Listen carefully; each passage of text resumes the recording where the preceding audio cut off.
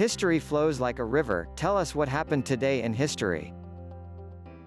On this day in 1914, President Woodrow Wilson issues a presidential proclamation that officially establishes the first National Mother's Day holiday to celebrate America's mothers.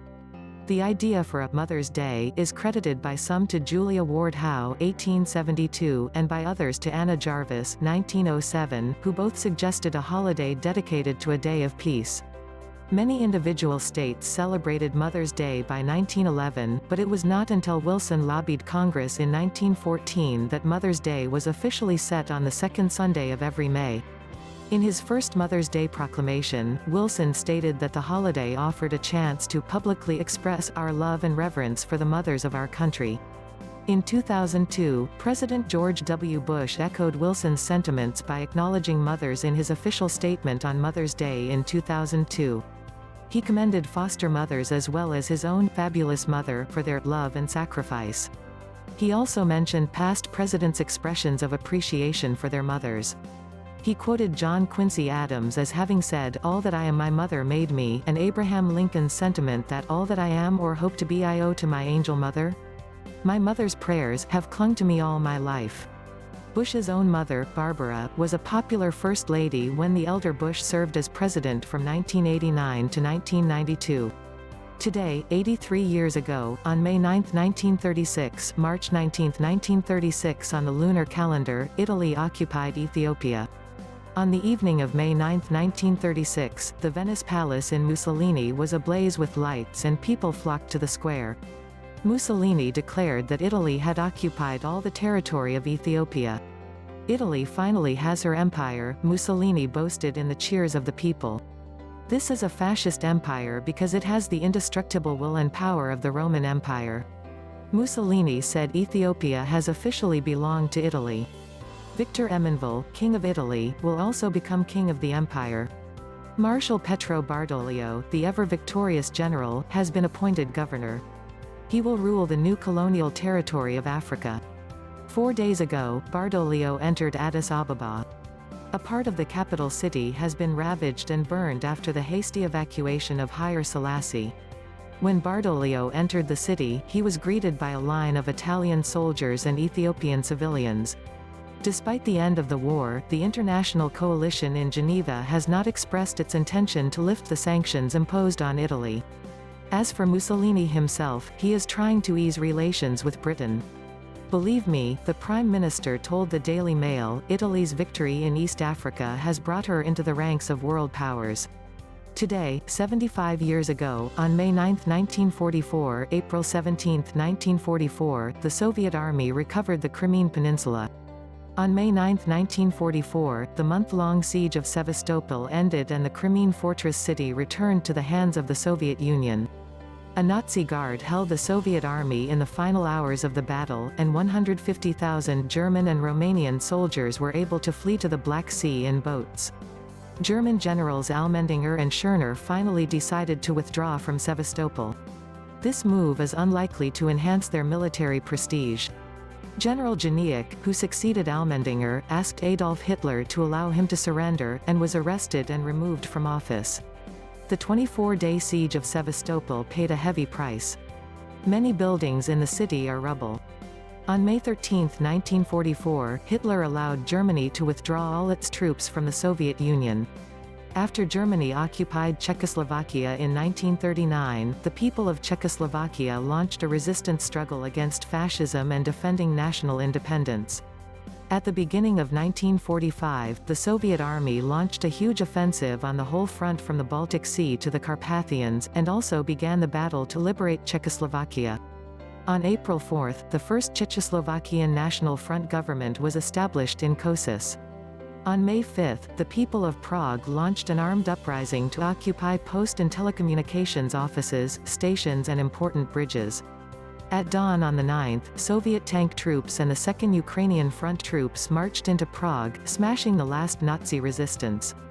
May 9th was designated as the National Liberation Day. Today, 69 years ago, on May 9, 1950, March 23, 1950, the Schuman Plan was put forward. On May 9, 1950, French Foreign Minister Robert Schuman, after prior discussions with U.S. Secretary of State Acheson, published a joint venture plan for coal and steel in Western Europe, the Schuman Plan. Based on the coal and steel industry of France and the Federal Republic of Germany, the plan advocates that the coal and steel industry sectors of Western European countries should be jointly managed by a supranational high-level institution. In order to strengthen its control over Western Europe against the Soviet Union, the United States has always advocated the integration movement in Western Europe, advocating political unity, military unity, and economic unity, and therefore also endorsed the Schuman Plan. According to the plan, representatives of the governments of France, the Federal Republic of Germany, Italy, the Netherlands, Belgium and Luxembourg held consultations in Paris for nearly a year. In April 1951, the European Coal and Steel Joint Venture Treaty was signed on 18 January. On July 25, 1952, the treaty entered into force. In August, the supranational Supreme Consortium was formally established, consisting of 9 people. Jean Monnet of France, the drafter of Schuman's plan, was the first chairman of the supranational Consortium. From February 1953 to August 1954, the 6 joint venture countries successively established a common market for coal, steel, iron sand, scrap iron, alloy steel and special steel. The supreme authority of the joint venture is responsible for coordinating the production, investment, price, raw material distribution and effective internal competition of coal and steel in member countries. The European Coal and Steel Joint Venture promoted the development of metallurgical industry in member countries. Its establishment laid the foundation for the establishment of the European Common Market in the late 1950s. 10 years after the Nazis were defeated in World War II, West Germany formally joins the North Atlantic Treaty Organization, NATO, a mutual defense group aimed at containing Soviet expansion in Europe. This action marked the final step of West Germany's integration into the Western European defense system. Germany had been a divided nation since 1945. The Americans, British, and French held zones of occupation in Western Germany and West Berlin. The Soviets controlled Eastern Germany and East Berlin. Although publicly both the Americans and the Soviets proclaimed their desire for a reunited and independent Germany, it quickly became apparent that each of these Cold War opponents would only accept a reunified Germany that served their own nation's specific interests. In 1949, the Americans, British, and French combined their zones of occupation in West Germany to establish a new nation, the Federal Republic of Germany. The Soviets responded by setting up the German Democratic Republic in East Germany. On May 5, 1955, the American, French, and British forces formally ended their military occupation of West Germany, which became an independent country. 4 days later, West Germany was made a member of NATO. For U.S. policymakers, this was an essential step in the defense of Western Europe. Despite the reluctance of some European nations, such as France, to see a rearmed Germany, even as an ally, the United States believed that remilitarizing West Germany was absolutely vital in terms of setting up a defensive perimeter to contain any possible Soviet attempts at expansion. The Soviet response was immediate. On May 14, 1955, the Soviet Union established the Warsaw Pact, a military alliance between Russia and its Eastern European satellites, including East Germany.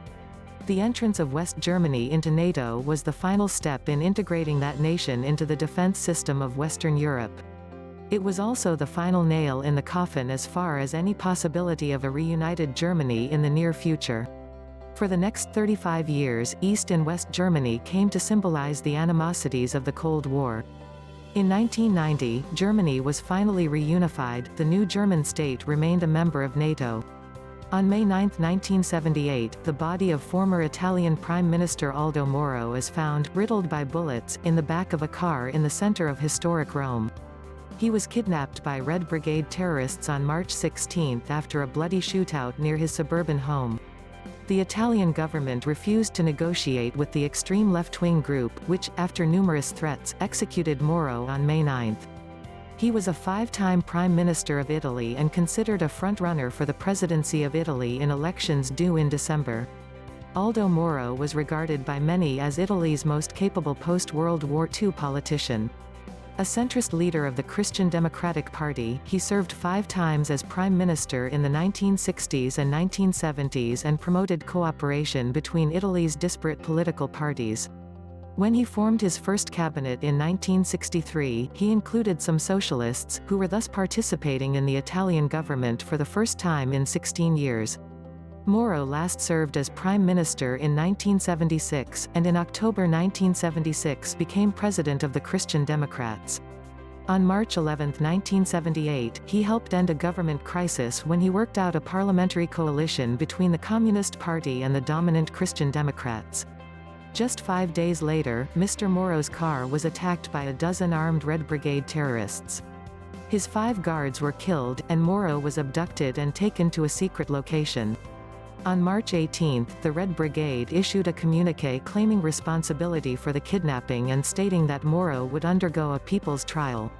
The Red Brigade, established in 1970 by Italian Renato Curcio, employed bombings, assassinations, kidnappings, and bank robberies as a means of promoting communist revolution in Italy.